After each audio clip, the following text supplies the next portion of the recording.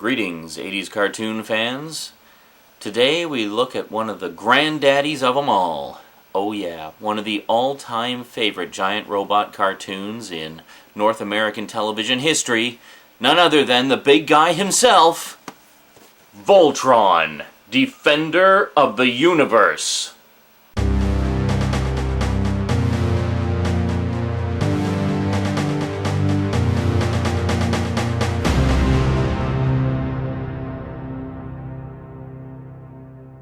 Welcome back. Now, I have to say right off the bat, in 1984, in terms of cartoons, my big show was a little thing called Transformers. Now, I've always been a huge fan of robot-based cartoons and giant robots and transforming robots and the whole works. But to me, Transformers is the be-all, end-all of them all, because you didn't just have one robot, you had a whole bunch of robots. And they were all cool in their own way. So anyway, the same year Voltron came out, and I had had some experience with anime at the time. Robotech hadn't come out yet wouldn't come out until the following year. And Robotech basically changed everything as far as I was concerned in terms of anime. It made a lifelong fan of anime out of me. But when Voltron came out in 1984, my only prior experience with anime was Force 5, which was a series of unrelated giant robot shows that I really enjoyed. Looking back on it now, it was pretty badly dubbed, but the source material was great. I'd really like to see the uncut versions of those at some point. And the other one, of course, was Star Blazers, which I watched religiously in, I think it was 1982 and 83. I'd get up at 6:30 in the morning every day and watch it. And the thing about Star Blazers, and Force 5 actually, is they were epic, continuing sagas, especially Star Blazers. So my experience with anime, and with some other shows as well, was basically I really liked continuing stories, epics, stuff with a real depth of plot and character and such. And Voltron, while undeniably having a certain coolness factor to it, just didn't quite do it for me at the time. Until now. In my older, wiser years, I've had the good fortune to be able to look back on Voltron, thanks to the awesome DVD sets put out by Media Blasters. Holy crap, did they do a good job. And it was amazing to me to go back and look at it with a fresh perspective. And I realized now what the appeal was for a lot of people then. So, in this segment, I'd like to do an in-depth review of the DVD sets and talk about just what makes them, really stand apart from other DVD releases of 80s cartoons, and why you, the Voltron fans watching, if you haven't bought them already, you really need to save up your pennies and go out and get them, because they are totally worth it. Now, some of you may be scratching your head and saying, like, well, I've heard of Voltron, but I've never really seen it. I don't know what it's all about. And then others, of course, who were watching, who were old fans of the show, are probably looking for a bit of a nostalgia trip. So, to properly set the tone and set the stage, let's give you a little look at what the story's about by watching, well, what is quite frankly one of the coolest opening title sequences to come out of the 80s. Here it is, the opening from Voltron, Defender of the Universe.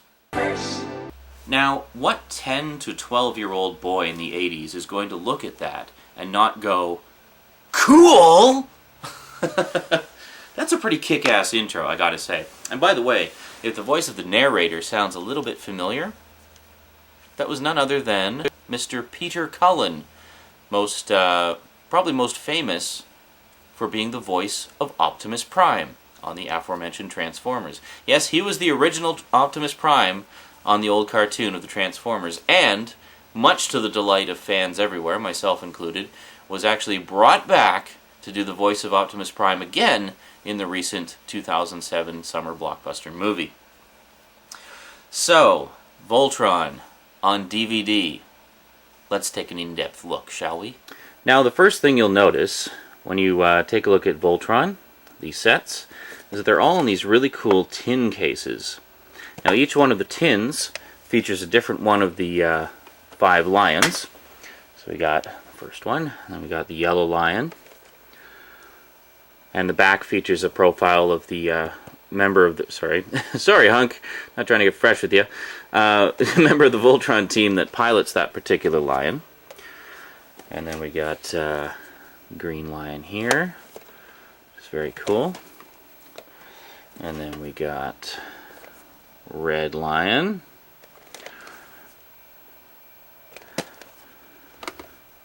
And finally we have Keith with the black line. So there you go. There's the whole collection. So this represents all 72 episodes of Lionforce Voltron. There was actually 2 Voltron series. There was Lionforce, which is this one, and there was Vehicle Force, which had 3 teams of vehicles. Each one had 5 vehicles, and all 15 vehicles would merge together to form Vehicle Force Voltron. That series is coming out a little later. It is on the schedule, and it's being put out by the same people, so I'll do reviews of those when they come out. But basically, I've been holding off on doing this Voltron review for a long time because I wanted to wait until all 5 sets were available so I could review the whole works. So we're going to take a look inside each one of the tins here, and I'll talk a little bit about the DVDs as we go. But I thought you might like to look at the contents. Now, I remember reading about this collection on TV shows on DVD.com, which is a awesome website. I'll put the link at the bottom of the screen. Got the link there. Okay. And they were talking about when they were designing the packaging for these. And originally, the tins were going to be indented on the back so that they could actually stack and interlock with each other. But now they just kind of they slide around a lot. So I don't know why they abandoned the stacking feature. But anyway, minor quibble. These tins are awesome. Very durable, very cool. So if we open them up, you can see they're all nicely indented. So they're nice and they're bumpy. You can touch the lions. You can feel them, and the Voltron logo. Whoa. Yeah, so very cool. So you open it up, and then you see that you got the DVD case inside, which is basically a fold-out case. So here we have, once again, a profile of the particular pilots. There was originally 2 pilots for Blue Lion. Started with Sven. Then Sven was injured. In the original Go Lion series, he actually died, but they toned down the violence quite a bit for the American version. So Sven was injured, and the Princess Allura took over. So this is Blue Lion, and this is pretty cool because the actual case is a full wraparound cover. So you get all this artwork, which is really nice. And then inside we have the 3 DVDs, and then we've got, each set comes with a booklet as well. So you get a list of the contents of each disc. Lots of cool special features on these too. The first set actually contains, they did a few different pilots for Voltron when they were sort of trying to figure out what to do with it. So this actually features all the original pilots, which is really cool. And then you've got detailed summaries of all the episodes on the set. And then on the last page, you have some information about the making of the show and the making of the DVD sets and the restoration. Lots of cool stuff, lots of good info. Now, originally, in Japan, Voltron was not Voltron. Voltron actually shares a similar history to Robotech. Robotech, as I believe I mentioned before, was actually 3 unrelated Japanese shows, which had nothing to do with each other. So when they were brought over to the U.S., they were rewritten and re-edited and basically combined to form one massive saga. Well, Voltron was done quite similarly. So here we have Hunk in his Voltron outfit, Hunk just in his normal clothes, and then the Yellow Lion. And this is King Zarkon, the main villain, and the Witch Hagar. And then we have 2 of the Space Mice. I think the Space Mice put in an appearance on all of them. And then, of course, we've got the Yellow Lion book here as well. So anyway, Voltron was originally going to be very similar to that. It was 3 anime series that was being brought over from Japan and translated and censored quite a bit as well. Because the original series featured some scenes of rather graphic violence, A lot of times characters would die horrible, painful deaths and stuff like that. So that was all heavily toned down for the American version. And here we have Green Lion. So, and in the end, they actually decided not to go with all 3 series. They only did 2 of them. So there was the Lionforce Voltron was originally a series called, what was it? Beast King Go Lion, which was basically, you know, very similar story, but slightly rewritten for the American version. And then they brought it over. So here we have Pidge, who pilots the Green Lion. Here's the Green Lion again. Pidge doing some acrobatics. Space Mice again. And this is Princess Rommel and her brother. I can't actually remember her brother's name off the top of my head. Princess Rommel is actually a distant relative of Princess Allura and looks almost identical. And then, of course, we have the 3 discs. So they did Lionforce first, and it was hugely popular, far more popular than they expected. And then Vehicle Force came out, and by that point everybody was into Lionforce and was like, what the heck is with this Vehicle Force? Now, I remember at the time when I was watching Voltron, when it was originally on, I actually preferred Vehicle Force just because I thought Vehicle Force actually had a better plot. But I haven't seen Vehicle Force in so long, so I can't really say at this point what my preference would be now. I kind of have, like I said, I've developed a bit of a soft spot for the Lionforce just because it's, you know, got that coolness factor to it. So here we have the Red Lion set with the discs there.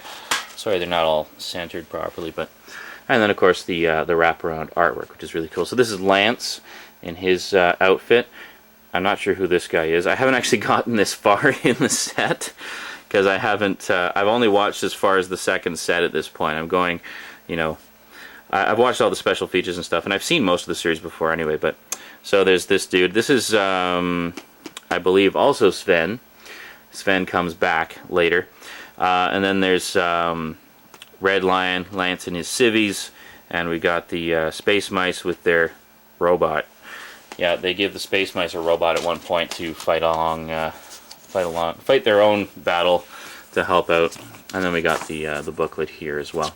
Now the interesting thing about this artwork as well is there was apparently not a lot of promotional artwork available for inclusion in the DVD set as, you know, cover art and stuff like that. So they actually got some artists, or I guess one artist, to do new artwork, which, you know, the idea being it would be close in tone and feel and respectful of the original source material, but would be all new pictures that they could use for the DVD packaging.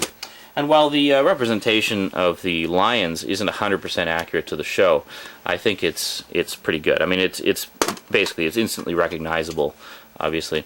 This was kind of cool, the Black Lion set. It comes with a preview disc of Tweeny Witches, which I haven't actually watched this yet, so I don't know. Also comes with an Anime Works trailer disc, so you get like looks at a bunch of other stuff that they've released. And then, of course, we have the actual set itself. So this is Black Lion, and I'll show you the whole thing here. This, I think, is some of the coolest artwork. We've got Keith in his Voltron, Prince Lotor, which I'm surprised it took him until Black Lion to show up on the cover, and then Queen Merla, who they brought in later. And then, of course, Black Lion, Keith and his civvies, and more Space Mice. This is actually, apparently, Hagar the Witch, disguised as a goddess to trick Voltron. It's covered in the origin story back in the first set. You'll also notice, I don't know how well you can see this, but if I bring it up, that they actually continue the numbering of the discs throughout the sets. So, there we go. So there's so that's basically the DVD sets in a nutshell. Very nice job on the packaging, and then you know, yeah. So I actually wanted to talk a little more while I was showing you that stuff, but I didn't. So we'll go back to the chair.